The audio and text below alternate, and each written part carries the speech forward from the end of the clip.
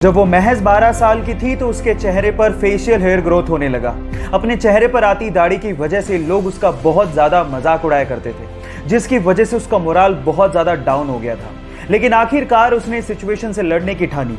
उसने अपनी चेहरे पर आती हुई दाढ़ी को अपनी शख्सियत का हिस्सा मानते हुए इसे ही अपनी पहचान बनाने का फैसला किया और आखिरकार वो आज इंग्लैंड की फेमस ब्रिटिश मॉडल हैं और लोग उन्हें बीडेड वुमेन के नाम से जानते हैं। उनका नाम है हरनाम कौर। गाइस, लोग आपके बारे में क्या सोचते हैं ये आप लोग ही तय करते हैं, इसलिए आप जैसे भी हैं रिस्पेक्ट योरसेल्फ। एक सुपर हीरो मूवी में हीरो के किरदार की बजाय अगर विलेन का किरदार आपके दिलो दिमाग पे छा जाए तो आप सोच लीजिएगा कि विलेन ने कितनी मेहनत की होगी। सिर्फ एक जोकर विलेन के किरदार के लिए वो 45 दिन तक होटल के कमरे में बंद रहा। इनफैक्ट उसने जोकर के मेकअप का डिजाइन भी खुद ने किया और एक मूवी के सीन में उसने हीरो को रियली उसे मारने को कहा ताकि सब कुछ रियल लगे। उसने इस कैरेक्टर में इतनी जान डाल दी थी कि वो greatest villain of all time कहलाया। और इस किरदार को निभाने के बाद उसे golden globe award, Oscar award तक दिए गए, लेकिन उसे रिसीव करने के लिए वो जिंदा ही नहीं था। कहा ऐसा जाता है कि ड्रग की ओवरडोज की वजह से फिल्म रिलीज से 2 महीने पहले ही उसका देहांत हो गया। अगर आप उस सुपर एक्टर का नाम जान गए हो तो एक बार चैट सेक्शन में उसका नाम लिखना मत भूलिएगा। उसे बचपन से ही कंप्यूटर का बहुत शौक था। इस शौक को देखते उसके पिताजी ने जैसे तैसे करके उसको कंप्यूटर खरीद के दे दिया, लेकिन इसके चलते वो 10वीं क्लास में फेल हो गया। लोगों ने तो यहां तक कहना शुरू कर दिया जो 10वीं क्लास का एग्जाम नहीं पास कर पाया वो जिंदगी में क्या करेगा। लेकिन उसे अपने पैशन पे भरोसा था। एक दिन एथिकल हैकिंग का उसने सेमिनार लिया और उसने डिसाइड कर लिया कि मैं एथिकल हैकिंग में अपना भविष्य बनाऊंगा। फिर क्या था, अपनी मेहनत के चलते आज वो लड़का बड़ी बड़ी कंपनीज जैसे कि Facebook, Apple, Google, Yahoo, Microsoft के प्रोग्राम्स में बग यानी कि कमियां ढूंढ के करोड़ों रुपया कमाता है और उसके अलावा साइबर क्राइम में वो पुलिस की मदद भी करता है। Yes, I am talking about Manan Shah. Guys, यहां सीखने लायक बात यह है कि अगर आपके पैशन में आपको भरोसा है सो आप एक दिन जरूर सक्सेसफुल होगे। आप लोगों ने मूवीज में सुपर हीरो को तो प्लेन को लैंड कराते हुए और पैसेंजर्स की जान बचाते हुए देखा होगा, लेकिन रियल लाइफ में भी एक ऐसा इंसिडेंट हो गया जो किसी मूवी के स्टंट से कम नहीं था।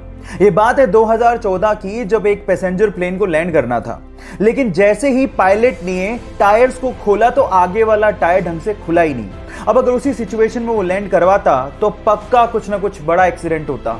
लेकिन इतने में होती है हमारे सुपर हीरो की एंट्री विद पिकअप।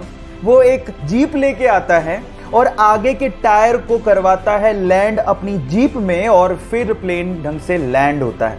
ये घटना किसी स्टंट से कम नहीं है। बहरहाल उसने अपनी जाबाजी से बहुत से पैसेंजर्स की जान बचाई, तो इस बंदे के लिए 1 लाइक तो बनता है। जापान में एक कुत्ता अपने प्रोफेसर मालिक को हमेशा स्टेशन पे छोड़ने जाता और जब वो वापस आते तो उन्हें स्टेशन पे लेने भी जाता। ये सिलसिला काफी दिनों तक चलते रहा। एक दिन वो कुत्ता अपने प्रोफेसर मालिक को छोड़ने गया, लेकिन जब वो वापस लेने गया तो प्रोफेसर वापस ही नहीं आए, क्योंकि प्रोफेसर की क्लास लेते वक्त हार्ट अटैक की वजह से मृत्यु हो गई थी। लेकिन वो वफादार कुत्ता 10 साल तक लगातार अपने मालिक का वहीं पे इंतजार करते रहा और इंतजार करते करते उसी जगह पे उसकी मृत्यु हो गई। और आज जापान में उसी जगह पर उस कुत्ते का स्मारक भी बनाया गया है। उस कुत्ते का नाम है हचिको। गाइस, यहां सीखने लायक बात यह है कि जिसे आप बहुत प्यार करते हैं उसे कभी भूलना नहीं चाहिए, और वफादारी क्या होती है आप इन बेजुबान जानवरों से सीख सकते हैं। गाइस, अगर आप लोग जॉब इंटरव्यू के लिए जा रहे हैं तो इंटरव्यू से रिलेटेड इन 2 बातों का जानना आप लोगों के लिए बेहद जरूरी है। पहली बात, गाइस, जब भी हम लोग जॉब इंटरव्यू की तैयारी करते हैं तो हम लोग अपने सीवी या रिज्यूम को लेके बहुत ज्यादा टेंशन में रहते हैं। हम लोग ये सोचते रहते हैं कि उन 2 पन्नों में हमने अपने आप को अच्छे से रिप्रेजेंट किया कि नहीं। लेकिन मैं आपकी जानकारी के लिए आपको बता दूं कि इंटरव्यूअर आपके उन 2 पेजों को यानी कि आपके सीवी को 5 से 6 सेकंड से ज्यादा देखता तक नहीं है। इसलिए रिज्यूम की इतनी ज्यादा टेंशन लेना बंद कर दीजिए।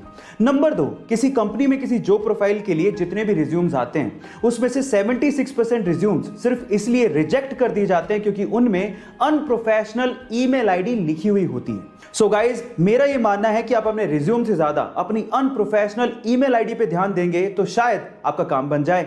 ऐसे ही इंटरेस्टिंग फैक्ट्स के लिए यूट्यूब पे हमारे चैनल को सब्सक्राइब कर लीजिए और अगर आप इंस्टाग्राम पे देख रहे हैं तो मुझे फॉलो करना मत भूलिएगा। मिलते हैं अगली वीडियो में।